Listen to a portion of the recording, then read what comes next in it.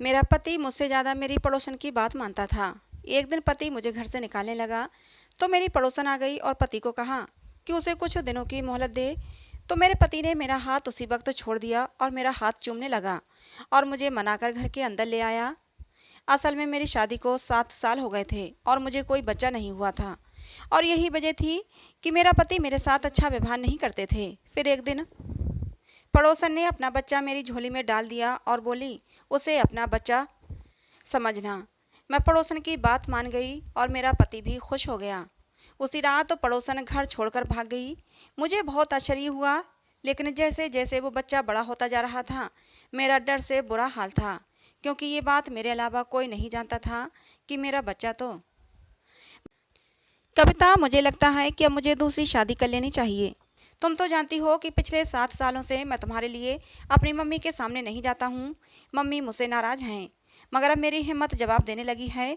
मैं मम्मी से ज़्यादा सामना नहीं कर सकता, जबकि सच तो ये है कि मैं भी औलाद चाहता हूँ। मुझे अपना सूना आंगन काटने को दौड़ता है। मैं तुम्हें इस बात का यकीन दिलाता हूँ कि दूसरी शादी के बाद भी मैं तुम्हें पहले के जैसा ही रखा करूँगा।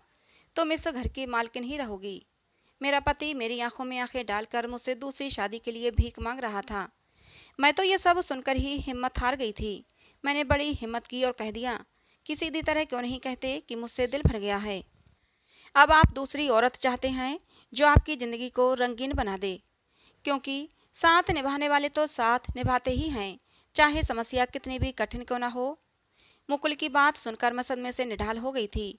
मैं बहुत मायूस हो गई थी। मुझसे वहाँ बैठा नहीं गया और मैं उठकर कमरे से बाहर निकल आई थी। आंसू थे कि थमने का नाम ही नहीं ले रहे थे। मैं अपने आंगन में बैठी अपने नसीबों पर रो रही थी।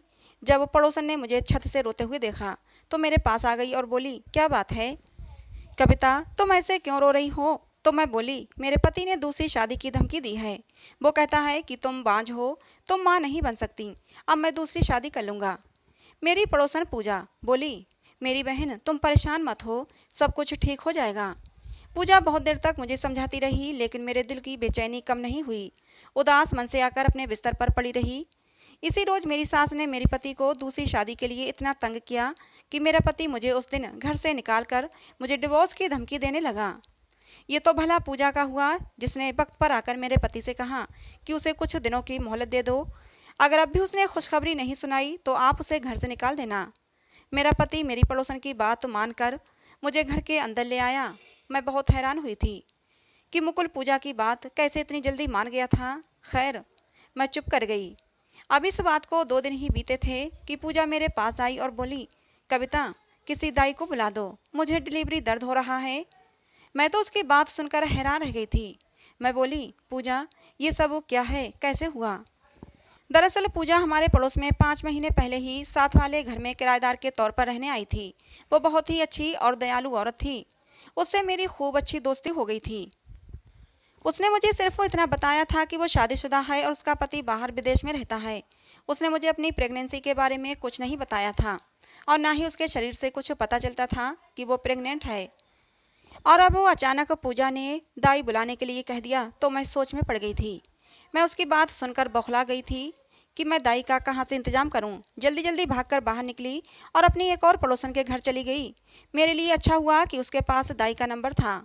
उसने कॉल करके दाई को बुलवा लिया था। दाई पूजा के कमरे में चली गई, जबकि मैं बाहर बैठी उसके लिए प्रार्थनाएं कर रही थी। करीब 2 घंटे बाद दाई कमरे से बाहर आई। वो बहुत खुश थी। बोली, पूजा ने एक बेटी को जन्म दिया है। मैं खुशी खुशी उस बच्ची को देखने गई। बहुत ही प्यारी बच्ची थी। तभी पूजा ने अपनी बच्ची मेरी गोद में डाल दी और बोली, बहन, इस बच्ची को आज से अपनी बेटी समझो। उसको अपने पति की गोद में डाल दो और बता दो कि तुमने उसे गोद लिया है। फिर वो दूसरी शादी का सोचेगा भी नहीं और फिर मेरी बात भी पूरी हो जाएगी। मैंने पूछा, पूजा, कौन सी बात? तब वो बोली कि देखो, तुम तो औलाद पैदा कर नहीं सकती। मेरे कहने पर ही तुम्हारे पति तुम्हें कुछ दिनों की मोहलत दे रहे हैं। अगर अगर मेरी बात पूरी ना हुई तो मुकुल तुम्हें डिवोर्स दे देगा और मैं यूँ तुम्हारा घर उजड़ते हुए नहीं देख सकती। मैं पूजा की बात सुनकर बहुत खुश हो गई, मगर मैं बोली, पूजा, ऐसा कैसे हो सकता है? क्या तुम्हारे पति ने इस बच्ची को देने से नहीं रोका? पूजा बोली, कविता, तुम इस बात की फिक्र मत करो। मैं अपने पति से कह दूंगी कि बच्ची पैदा होते ही मर गई थी। मैं बोली, पूजा, तुम मेरी खातिर इतना बड़ा झूठ कैसे बोल सकती हो? पूजा ने मेरे हाथ पर हाथ रख दिया और बोली, तुम क्यों इतनी फिक्र कर रही हो? दरअसल बात यह है कि मैं अभी बच्चे की जिम्मेदारी उठाने के लिए तैयार नहीं हूँ। खुद तो मेरा पति विदेश चला गया है, मैं क्यों उसके लिए खुद को इतनी परेशानी में डालूंगी। मैं चुप कर गई थी, लेकिन मुझे लगता था जैसे पूजा मुझसे कुछ झूठ बोल रही है। वो जानबूझकर उस बच्ची से जान छुड़ाना चाहती थी। खैर, मैंने भी खुशी खुशी उसकी बच्ची को ले लिया। अगर उसको कदर नहीं थी तो क्या हुआ, मेरी ममता तो प्यासी थी और उस बच्ची को देखकर मेरी ममता छलक पड़ी थी। मैं उस बच्ची को गोद में भरकर घर ले आई और बोली, ये देखो मुकुल, हमारी बेटी। मेरी बात सुनकर वो बहुत हैरान हुआ था। वो बोला, हमारी बेटी कैसे?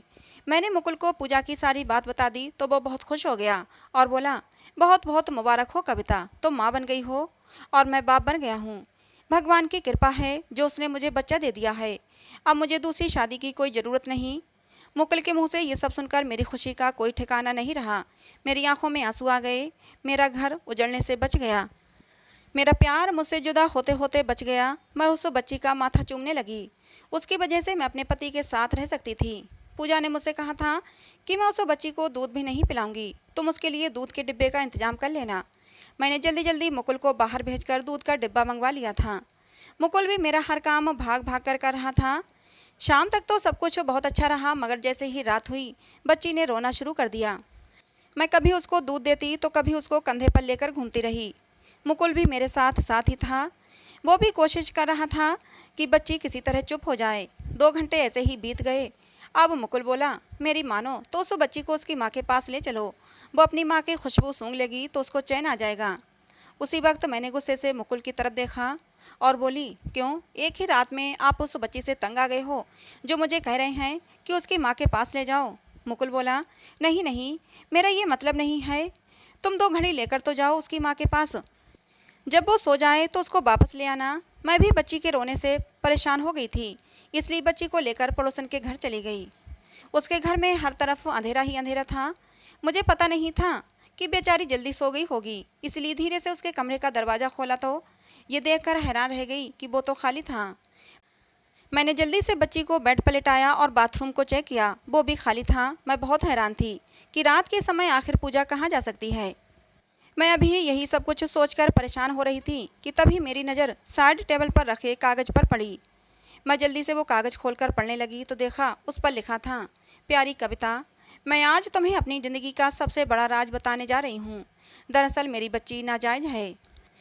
मेरे पति को तो पता ही नहीं है कि मेरी कोख में कोई बच्चा पल रहा था। अगर उसे पता हो जाता तो वो मुझे फ़ौरन डिवोर्स दे देता और यूँ मेरा घर उजड़ जाता। तुम बच्चे के लिए तरस नहीं थी, इसलिए ये मैं तुम्हें दे आई हूँ और ख़ुद बहुत दूर जा रही हूँ। मेरी बच्ची जब बड़ी होगी तब तुम्हें इसके बाद एक और राज भी मालूम हो जाएगा। तब तुम्हें मुझसे बहुत शिकायत होगी, मगर मैं अभी से तुमसे माफ़ी मांग रही हूँ, मुझे माफ़ कर देना। मैं तो ख़त पढ़कर बिल्कुल दंग रह गई थी। पूजा शक्ल से इतनी शरीफ लगती थी, वो कैसे इतना गलत काम कर सकती थी? और फिर वो अपनी नाजायज़ औलाद मेरी गोद में डाल गई थी। ये बात सच है कि मुझे बच्चे की ज़रूरत थी, मगर नाजायज़ बच्चे की नहीं। मैं तो कब से मुकुल को कह रही थी कि हम बच्चा गोद ले लेते हैं। तब मुकुल ने मेरी इस बात का बहुत बुरा माना था और बोला था कि कविता, आज तो तुमने ये बात कह दी, मैं दोबारा तुम्हारे मुंह से ये बात न सुनूं। मुझे किसी ऐसे बच्चे को गोद नहीं लेना जिसके बाप का ही पता ना हो। तब मैंने मुकुल को समझाते हुए कहा था कि हम अपने जान पहचान वालों से बच्चा गोद लेंगे। तब मुकुल इस बात के लिए राजी हो गया था। मगर आज जब पूजा ने अपनी बेटी मुझे दी तो मुकुल ने मना नहीं किया था, क्योंकि पूजा उनकी देखी भाली औरत थी। उसके कैरेक्टर पर उन्हें किसी तरह का कोई शक नहीं था। बच्ची अब सो चुकी थी। मैं भारी मन के साथ अपने घर आ गई। मुकुल भी सो चुका था। बच्ची को लिटाकर मैं भी लेट गई और सोचने लगी कि मैं कैसे मुकुल को ये सब बताऊंगी। मैंने रात आंखों ही आंखों में काट दी थी और फिर उस फैसले पर पहुंची कि मैं मुकुल को पूजा की हकीकत के बारे में नहीं बताऊंगी। सुबह हुई तो बच्ची फिर से रो रही थी। मुकुल बोला, उसकी माँ को बुला लाओ, बल्कि ऐसा करो उसे नाश्ता भी दे दो, कहीं पूजा की तबीयत तो ख़राब नहीं हो गई। मैंने बोला, ठीक है, मैं जाती हूँ, उसकी तबीयत भी पूछ कर आऊँगी। मैंने बच्ची मुकुल को दे दी और खाने की ट्रे सजाकर पूजा के घर चली गई। इस बीच मैंने बहाना कर दिया। फिर मैं जल्दी से वापस आई और बोली, मुकुल, पूजा तो अपने घर में नहीं है, उसका घर खुला है और उसके घर में कोई सामान भी नहीं है। मुकुल बेहद हैरान हुआ, बोला, क्यों, वो कहाँ जा सकती है? मैं बोली, वो रात जब मैं बच्ची को उसके पास लेकर गई थी तब भी कह रही थी कि अगर मैं यहाँ रही तो तुम सारी ज़िंदगी मेरी एहसानमंद रहोगी, इसलिए मुझे यहाँ से चले जाना चाहिए। मैं समझी थी कि वो मजाक कर रही है, इसलिए कुछ भी कहे बिना वहाँ से वापस आ गई थी। और अब जाकर देखा तो वो घर में नहीं है। मुकुल उसके लिए परेशान हो गया था। वो बोला, मैंने आज तक पूजा जैसी औरत नहीं देखी। मैंने दिल से भगवान को दुआ मांगी कि मुकुल को उस बच्ची की असलियत नहीं पता चलनी चाहिए। दिन यूं ही गुजरने लगे। हमने उस बच्ची का नाम रिया रखा था। मैंने उसके सारे काम के लिए नौकरानी रख ली थी। मैं तो बस उसके साथ खेलती थी या उसे सुला दिया करती थी। उन्हीं दिनों मेरी सास अपने दूसरे बेटे के पास गांव में रहने गई थी, इसलिए मेरे पति ने एक नौकरानी रखने पर ऐतराज़ नहीं किया था। मैं बहुत खुश थी। फिर एक दिन मुझे पता चला कि मैं भी पेट से हो गई हूँ। शादी के 7 साल बाद प्रेग्नेंट होना मेरी ज़िंदगी के सबसे बड़ी खुशी बन गई थी। मुकुल को जब ये खुशखबरी मिली तो उन्होंने मुझे अपने हाथ का छाला ही बना लिया था। मेरी पहली औलाद होने जा रही थी। मुझे परेशानियां भी बहुत हो रही थीं, इसलिए डॉक्टर ने मुझे बेड रेस्ट का बोल दिया था। अब तो मेरी रिया बिल्कुल ही नौकरानी के रहमो करम पर थी। एक दिन नौकरानी मेरे पास आकर बैठ गई। बोली, दीदी, आप अच्छे से दूसरी दफ़ा प्रेग्नेंट हो गई हो, अपने ऊपर से बलाएं उतार दो ताकि आपका दूसरा बच्चा रिया की तरह ना हो। मैं हैरान रह गई। मैं बोली, क्या मतलब है तुम्हारा? क्या हुआ है रिया को? भगवान की कृपा है कि वो अच्छी भली तो है। मेरी बात सुनकर अचानक नौकरानी कुछ बड़बड़ा गई और बोली, जी ऐसे ही ख्याल है मेरा। मैं रिया से बहुत मोहब्बत करती थी। मुकुल भी उस पर जान छिड़कता था क्योंकि वो हमारी पहली औलाद थी। इस बार भगवान ने मुझ पर कृपा की थी। मुझे माँ बनने का सौभाग्य मिला था, लेकिन रिया के लिए मेरी मोहब्बत कम नहीं हुई थी। धीरे धीरे समय गुजरता गया। भगवान ने मुझे एक बेटा दिया था। मेरा परिवार पूरा हो गया था, एक बेटा और एक बेटी। मैं बहुत खुश थी। कुछ ही दिनों में मैंने घर की सारी जिम्मेदारियां खुद पर ले ली थीं। मैंने मुकुल से कह दिया था कि मुझे एक और नौकरानी की ज़रूरत है। खैर से 2 बच्चे हो गए हैं, अब काम नहीं किया जाता। रिया को तो अब भी नौकरानी ही संभालती थी। अब रिया 2 साल की होने वाली थी और इतनी शरारती थी कि कोई हद नहीं। मजाल है वो अगर एक जगह टिककर बैठी हो। असल परेशानी तो मुझे तब हुई थी जब नौकरानी का पति मर गया तो उस पर गमों का पहाड़ टूट पड़ा था और वो काम छोड़कर चली गई। मुझ पर इतनी जिम्मेदारियां हो गई थीं, सर खुजाने की भी फुर्सत नहीं मिलती थी। 2 बच्चे और घर के काम। मेरी मुकुल से लड़ाई होने लगी थी क्योंकि वो नौकरानी ढूंढने में सुस्ती दिखा रहा था। मेरी कामवाली को 2 दिन हो चुके थे और मेरे जानने में 48 घंटे बहुत होते हैं कोई कामवाली ढूंढने के लिए। अब तो रिया के काम भी मुझे ही करने पड़ रहे थे। ज़िंदगी में पहली दफ़ा मैं उसको नहला रही थी। तभी मुझ पर एक बहुत बड़ी हकीकत खुलकर सामने आई। मुझे आज समझ आया था कि पूजा अपनी बेटी को छोड़कर क्यों भागी थी। उसने क्यों कहा था कि वक्त के साथ साथ एक राज और भी खुलकर तुम्हारे सामने आएगा और उस दिन तुम मुझे माफ़ कर देना। और नौकरानी भी क्यों कह रही थी कि आप अपने दूसरे बच्चे की बला उतार देना, नहीं तो ये बच्चा भी रिया की तरह ही पैदा होगा। क्योंकि क्योंकि रिया एक किन्नर थी। मुझ पर जब ये हकीकत खुलकर सामने आई तो मैं फूट फूट कर रो रही थी। इतने दिन तो मुझसे कुछ खाया पिया भी नहीं गया था। मुकुल समझे कि मैं उनसे नाराज़ हूँ, इसलिए चुपचाप रहती हूँ। मुकुल ने मेरे लिए नौकरानी की व्यवस्था कर दी थी, लेकिन मैंने नौकरानी को मना कर दिया। मैं नहीं चाहती थी कि मेरी रिया की सच्चाई किसी को पता चले। मैं रिया से बहुत प्यार करती थी, शायद अपने बेटे निखिल से भी ज़्यादा। मुझे रिया प्यारी थी। रिया ने ही मेरे अंदर की ममता को शांत किया था। रिया की वजह से ही मेरा घर टूटने से बच पाया था। रिया ही मेरी ज़िंदगी में खुशियाँ लेकर आई थी। धीरे धीरे मैंने दुखों के आगे घुटने टेक दिए और मैं अपने दोनों बच्चों की परवरिश में लग गई। बच्चे बड़े हो रहे थे। रिया सुंदर तो पहले से ही थी, लेकिन जैसे जैसे बड़ी होती थी उसकी सुंदरता और भी ज़्यादा बढ़ती जा रही थी। मेरा बेटा निखिल अपनी बहन से बहुत नफरत करता था। ये सब देखकर मेरा दिल बहुत दुखता था। मैं निखिल को समझाती तो वो कहता कि वो बहुत अजीब है, अजीब अजीब हरकतें करती है। निखिल की ये बात सुनकर मैं बहुत रोई थी। मैंने निखिल को समझाया था कि निखिल, ऐसा इसलिए क्योंकि वो अभी कुछ बीमार है, धीरे धीरे ठीक हो जाएगी। लेकिन निखिल, तुम उसे वादा करो, तुम अपनी बहन को कभी तंग नहीं करोगे, उसका हमेशा ध्यान रखोगे। मुझे इस तरह रोता देखकर निखिल बहुत परेशान हो गया था। उसने मुझे चुप कराया और मुझसे वादा किया कि वो रिया का ध्यान रखेगा, उसे हमेशा खुश रखेगा। निखिल की तरफ से मैं संतुष्ट थी, लेकिन रिया को लेकर मैं बहुत परेशान थी क्योंकि वो जैसे जैसे बड़ी हो रही थी उसके अंदर बगावत भरने लगी थी। उसने अब 10वीं पास कर लिया था। वो अपने बारे में सब कुछ जानने और समझने लगी थी। एक दिन वो रोते हुए मेरे पास आई थी और बोली, ये आपने अच्छा नहीं किया, आपने क्यों मेरी पहचान छिपाई। मुझे किसी से भी छुपने की ज़रूरत नहीं है। मुझे भगवान ने जैसा बनाया है मुझे उसी पहचान के साथ जीना होगा। रिया को इस तरह रोता हुआ देखकर मैं भी तड़प उठी थी। मैंने उसे अपने सीने से लगा लिया। धीरे धीरे रिया का व्यवहार रूटीन में आने लगा था। एक दिन मुकुल बहुत ही गुस्से में घर से आए और रिया पर थप्पड़ों की बारिश कर दी। मैंने जैसे तैसे रिया को बचाया था। मैंने मुकुल से रिया को मारने की वजह पूछी तो मुकुल ने गुस्से से अपना फ़ोन मेरी तरफ बढ़ा दिया। मुकुल के व्हाट्सएप पर किसी ने एक वीडियो डाली थी जिसमें रिया डांस कर रही थी। रिया ने अपना सोशल मीडिया पर अकाउंट बनाया हुआ था और उस पर यह भी लिखा था कि मैं किन्नर हूँ। फ़ोन हाथ में पकड़े मैं दीवार के सहारे खड़ी हो गई थी। मुकुल एक बार फिर रिया की तरफ गुस्से से बड़े थे और चीखते हुए कहा था, इस शब्द का तुम्हें मतलब भी पता है। इस शब्द का लिखना मुकुल रिया का बचपना समझ रहे थे और तभी आगे बढ़कर मैंने मुकुल से कहा, मुकुल ये सच है, हमारी रिया सचमुच किन्नर है। ये बात सुनते ही मुकुल के चेहरे पर मौत का सा सन्नाटा फैल गया था। उन्हें शायद मेरी बात का विश्वास नहीं हो रहा था। बहुत देर तक तो वो कुछ बोल ही नहीं पाए। जब बोलने की हालत में हुए तो बस इतना मुँह से निकला, कविता ये तुम क्या कह रही हो, कह दो कि ये झूठ है। नहीं मुकुल, ये सच है, मैं जो भी कह रही हूँ बिल्कुल सच है। तभी रिया बोली, पापा जब मुझे भगवान ने ऐसा बनाया है तो मुझे इस बात पर कोई शर्म नहीं है।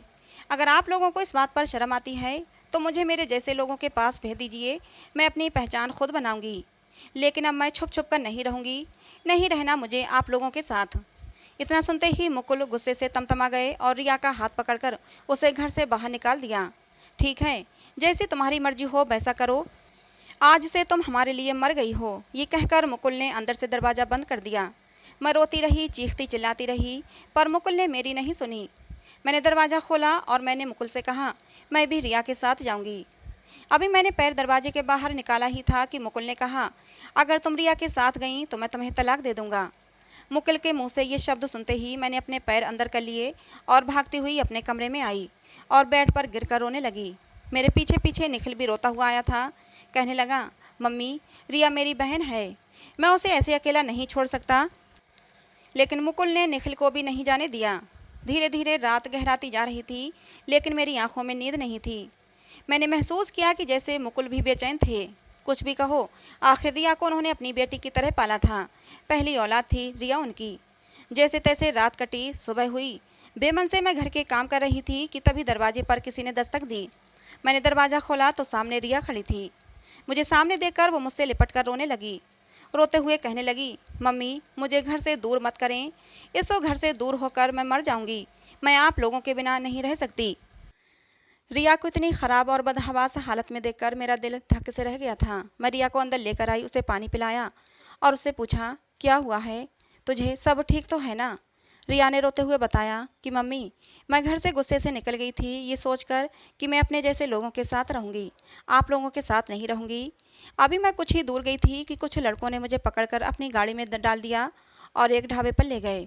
उन लड़कों के इरादे अच्छे नहीं थे। इससे पहले कि वो मेरे करीब आते कुछ लोगों का एक समूह उस ढाबे पर आया था। उन लोगों ने जब उन लड़कों को मेरे साथ ज़बरदस्ती करते देखा तो उन्होंने मुझे बचा लिया। बाद में पता चला कि वो गिरोह किन्नर लोगों का था। फिर रात में उन लोगों ने मुझे अपने पास ही रखा। बोले जब सुबह हो जाए तो अपने घर चली जाना। उस एक रात में मैंने उन लोगों के दर्द को समझा था। वो जो कुछ भी करते हैं अपनी मर्जी से नहीं करते, क्योंकि उनकी मजबूरी होती है इसीलिए करते हैं। फिर मैंने सोचा और लोग भी तो हैं, उन लोगों की तरह हमारा दिमाग भी है। हमारा दिमाग नॉर्मल लोगों से अलग थोड़ी है, हम कुछ भी कर सकते हैं। फिर मैंने अपने मन में इरादा किया कि मैं पढ़ूंगी, लिखूंगी और अपना करियर बनाऊंगी, अपनी खुद की एक पहचान बनाऊंगी। बस मम्मी आप और पापा मुझे माफ़ कर दो और अपने पास अपनी ममता की छाँव में रखो। मैंने तुम्हें माफ़ कर दिया है रिया। पीछे से मुकुल की आवाज़ आई तो हम दोनों ही चौंक गए। पता नहीं मुकुल कब से खड़े हमारी बातें सुन रहे थे। रिया मुकुल के सीने से लगकर बिलक बिलक कर रोने लगी। मुकुल उसे चुप कराने लगे। उसके सिर पर हाथ फेरते हुए कहा, रात में कुछ ज़्यादा ही गुस्से में आ गया था, प्लीज़ मुझे माफ़ कर दो। मुझे तुम्हारे साथ ऐसा नहीं करना चाहिए था, मुझे तुम्हें प्यार से समझाना चाहिए था। दोनों बाप बेटी के मिलन से मेरी आंखों में आंसू आ गए। फिर रिया अपनी पढ़ाई में दिलो जान से जुट गई। रिया ने अपना सोशल मीडिया अकाउंट डिलीट कर दिया और अपने सपने को पूरा करने में लग गई। उसका सपना था डॉक्टर बनना। इस बीच हमें लोगों की कई बातें सुनना पड़ी। रिया ने हिम्मत भी हारी, लेकिन मुकुल और मेरा हौसला देने पर वो आगे बढ़ती गई। और आज मेरी रिया एक बहुत ही कामयाब डॉक्टर है। भगवान ने उसके हाथों में जादू दे रखा है। जिस भी मरीज पर हाथ रखती है हंसता खेलता अपने घर वापस आता है। दोनों भाई बहन ने मिलकर एक एनजीओ खोला जिसमें उन्होंने किन्नर बच्चों की पढ़ाई लिखाई और उनके पालन पोषण का जिम्मा उठाया। जो लोग पहले रिया को लेकर तरह तरह की बातें बनाते थे अब उनके मुंह बंद हो चुके थे। दूर दूर तक मेरी रिया का नाम था। जब भी रिया को देखती हूँ तो मेरा सर गर्व से ऊंचा हो जाता है। तो दोस्तों ये कहानी आपको कैसी लगी कमेंट करके ज़रूर बताइएगा। पसंद आई हो तो प्लीज़ लाइक करें, शेयर करें, चैनल को सब्सक्राइब करें। मिलते हैं दोस्तों किसी नई कहानी में।